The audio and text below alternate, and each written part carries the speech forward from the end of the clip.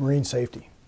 Alaskans get most of their food from the ocean, especially if you live in western Alaska.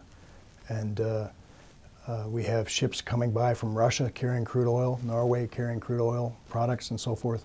And these ships are not having to face the same contingency planning requirements, prevention requirements that other ships face in the United States waters.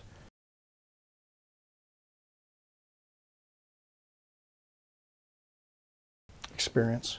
I've got 40 years of working on conservative issues in Alaska, fighting the federal government, helping to bring power and decision-making home, as Ted Stevens did.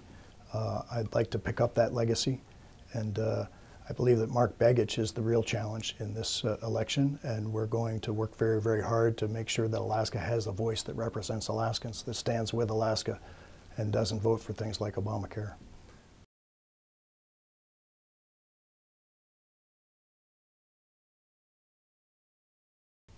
Well, first off, it affected me as a person. I mean, that guy who actually grew up in what was the kind of field where I flew kites and flew model airplanes and fired model rockets when I was a kid. Literally was a couple hundred yards from my bus stop. So he probably would have gone to our bus stop. And the first question I asked myself is, how could he become detached from the community without even the parents in our neighborhood kind of helping him get attached? And I've always said that acts of kindness, not acts of Congress, are the things that can solve that. That's number one. Number two, my sadness about the tragedy is still just, very much with me. As far as gun rights are concerned, I support the Second Amendment, and I maintain my support for the Second Amendment. But I can tell you, before Newtown and after Newtown, I've been very dedicated to address the mental health problems that will send people, and this was a suicidal young man. You should know in Alaska, men age 18 to 35 have the highest rate of suicide of any place in the country.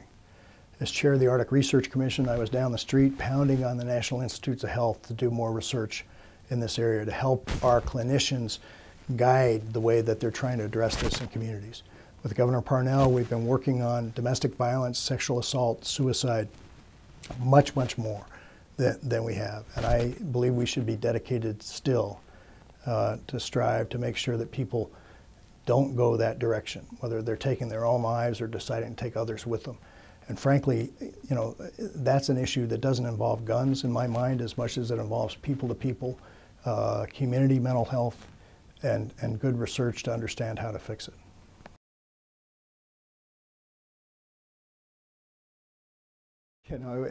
It was fun. I mean, one of the most fun things about being a reporter is that you see the result of your work. In that case, we were an afternoon paper, so you could see your headlines that day.